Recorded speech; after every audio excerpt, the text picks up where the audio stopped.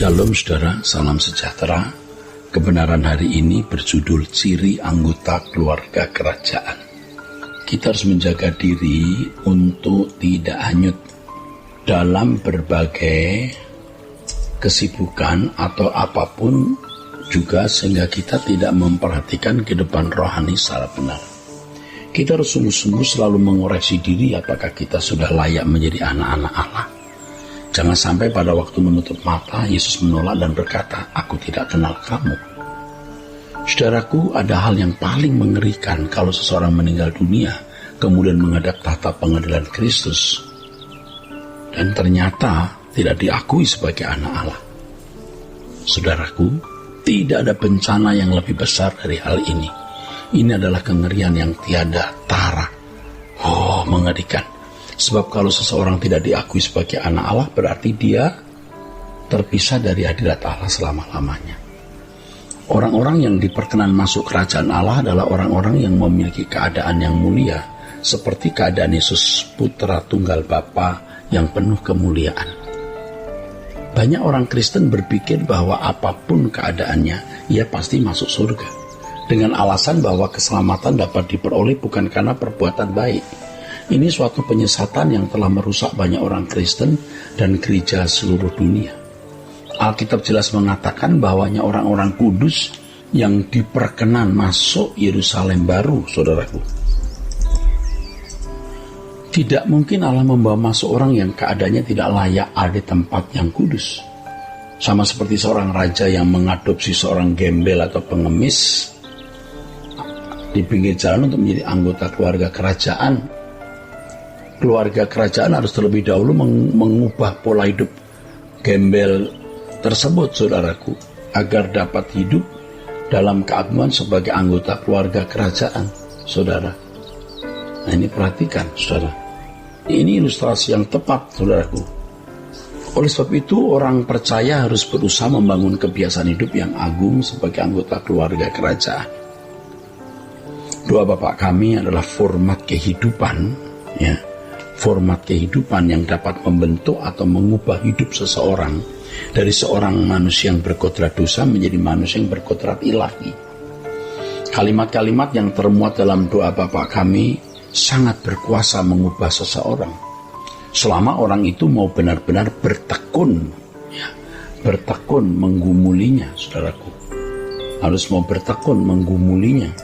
Dengan demikian, doa Bapa kami adalah format kehidupan yang mempersiapkan seseorang menjadi anggota keluarga kerajaan Allah yang mulia. Saudaraku, dari format kehidupan yang termuat dalam doa Bapa kami tersebut, seseorang dapat memiliki ciri-ciri sebagai anggota keluarga kerajaan. Ya. Ciri-ciri tersebut antara lain, ya saudaraku, pertama, saudara, kehidupan yang tidak bercacat dan tidak bercela. Ini ciri dari anggota keluarga kerajaan. Hal ini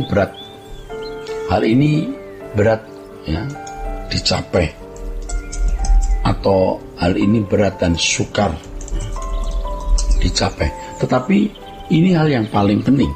Hanya orang yang hidup tidak bercacat dan tidak bercela yang layak masuk ke dalam persekutuan dengan Allah, ya, dengan Allah Bapa dan Tuhan Yesus di dalam kerajaannya nanti, saudaraku. Di dalam kerajaannya nanti. Seberat apapun tanggung jawab untuk mencapai kehidupan yang tidak bercacat dan tidak bercela, kalau hal itu merupakan sesuatu yang mutlak penting, maka kita akan berusaha untuk mencapainya.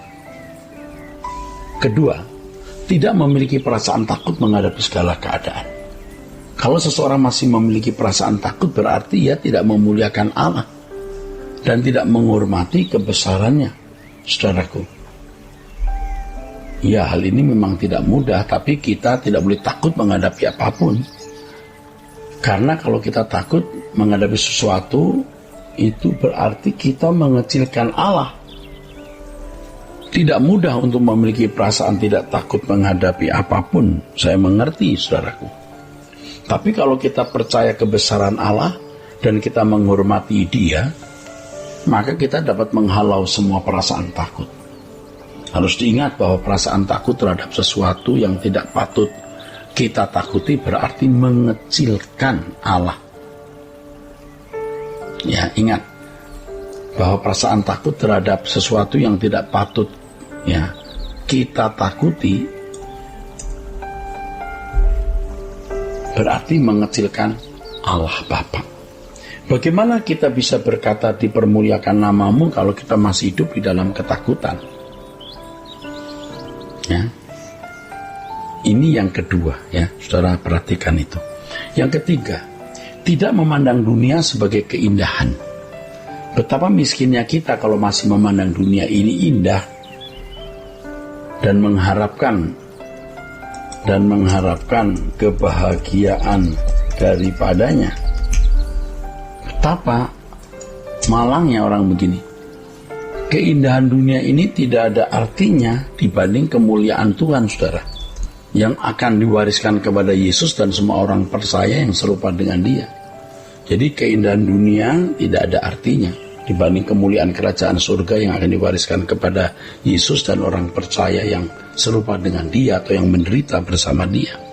Betapa sulitnya melepaskan diri dari keterikatan dunia, tetapi demi kerajaan surga kita harus melepaskannya dengan sukacita. Seseorang tidak akan memperoleh kerajaan surga tanpa melepaskan diri dari percintaan dunia, saudara. Orang yang masih memandang dunia ini indah tidak akan pernah dapat mengerti firman Tuhan. Ya, orang yang memandang dunia ini indah, ya, seperti kacamata anak dunia. Ya, kita tahu dunia indah, tapi jangan kita memandang keindahan dunia seperti kacamata anak dunia. Wah, kalau begitu kita tidak akan mengerti firman Tuhan. Dan keempat, cirinya anak Allah itu berjuang tanpa batas untuk pekerjaan Bapa. Ya, anak-anak Allah pasti orang-orang yang membela pekerjaan Bapa tanpa batas. Pekerjaan Bapaknya kok, saudara. Orang-orang seperti ini tidak pernah ditantang untuk memberi persembahan bagi Tuhan dan melayani Dia. Tidak perlu, maksudnya, tidak perlu ditantang karena sudah mengerti bagaimana harus mempersembahkan hidupnya bagi Tuhan. Inilah ciri pangeran kerajaan Allah yang benar. Akhirnya, saudaraku, ciri dari seorang yang layak menjadi anggota keluarga kerajaan surga itu tidak takut menghadapi kematian. Kematian baginya menjadi sukacita karena itulah kenikmatan dan kebahagiaan yang ditunggu. Kematian adalah jembatan emas untuk menuju ke kehidupan yang sempurna, pertemuan dengan Tuhan Yesus. Ya, kematian adalah momentum transisi dari kehidupan fana kepada keabadian, di mana orang percaya bisa bertemu muka dengan Yesus, bertemu Yesus muka dengan muka. Oh, luar biasa. Amin.